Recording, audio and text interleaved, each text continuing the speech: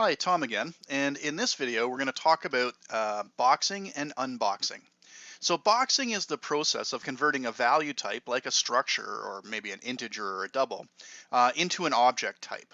Okay, um, Boxing a value type into an object type is important for some of the things that work internally in C Sharp.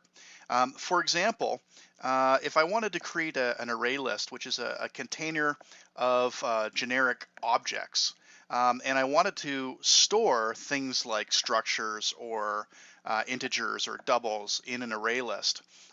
There's this thing called boxing going on. So when I actually add that item into the array list, it converts it into an object for the purposes of storing it in that container.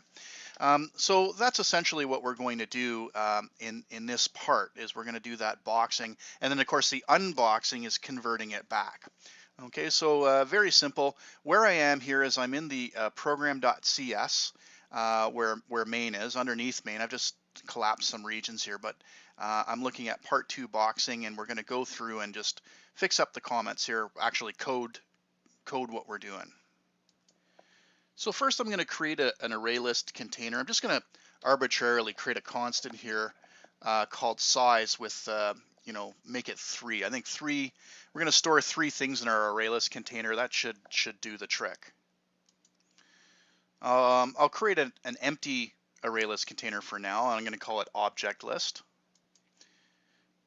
And what I'm going to actually store in the array list, object list, is a bunch of simple points.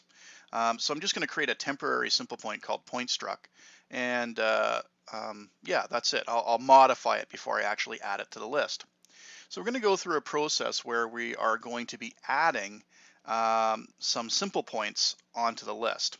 Okay, so we'll start off with a little message to the user and a for loop.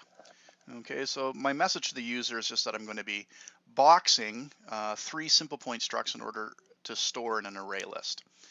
And then my for loop, I'm going to use this terrible name I equals 1, I is less than or equal to 3, I plus plus. So that's going to loop 3 times. Each time in that loop, I'm going to update what the x and the y values for the structure are, just so that we have some different values to look at. So I'm going to make x equal to whatever I is and y equal to whatever I is for the temporary structure. And then I'm going to actually add that to the object list. Okay, so I'll do that on this line here. All right. So object list.add, and then what is it that I want to add? I want to add the point struct, but I'm typecasting it as an object. Okay, so this is boxing the point structure as an object explicitly, so explicitly converting it into an object. So even though point structure is a value type, this is going to be okay to do. Now I don't actually have to do that explicitly. I'm able to do the same thing. Okay, I'm just going to do a little copy paste here. Do the same thing implicitly. Well, I got an extra space there. Implicitly by leaving off the typecast. Okay, because the add method takes as a parameter an object.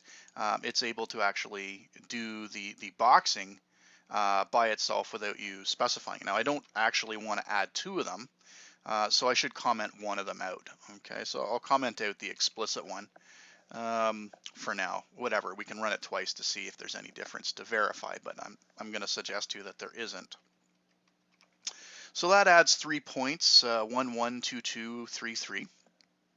Now we'll go through a little bit of a loop where we show each of those elements that are stored. And of course, that's going to require us to actually unbox it.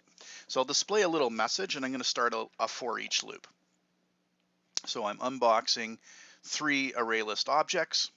For each object, obj is not really according to our style guide. That's a convention though.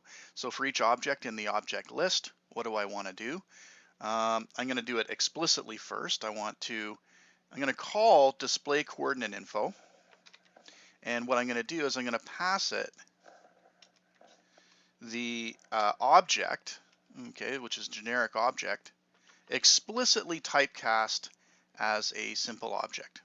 Okay, I'm just going to close off the brace there, so it stops complaining about it. Okay, now unlike when I'm doing the boxing, I can't do this implicitly. So if I were to try to code something like this, okay, I've just copied and pasted there and leave off the typecasting. Okay, what we should see here is that this is not going to work. If I move up my error list so you can see the error that I'm getting, it says there's no, cannot convert object to an I coordinate. The actual display coordinate info parameter is not a simple point. It's a it's an interface variable, so it's not able to do that. Okay, so I'm just gonna comment that out altogether. Another option that you have is you can be explicit, but you don't have to be totally explicit in the sense that rather than converting it to a simple point, I can actually convert it to an I coordinate. So basically, just converting it to that interface variable, that actually works as well. And either of those two is considered explicit unboxing. Okay, so again, we can try it out both ways. Okay, we'll save that and let's run it. All right, so this time we're doing menu option 2. So boxing the 3 simple point structs in order to store an array list.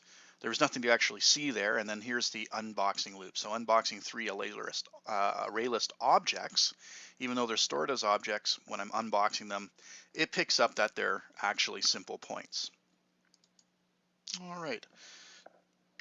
So boxing and unboxing is what allows the array list container to actually, or a collection class to actually work. If I wasn't able to convert a value type into an object, we wouldn't be able to store them in an array list. Okay, so that's boxing and unboxing. In the next video, we're going to expand on boxing and unboxing, and we're going to look at how to take a generic object and be able to tell what data type it actually is, or how compatible it is with a given data type.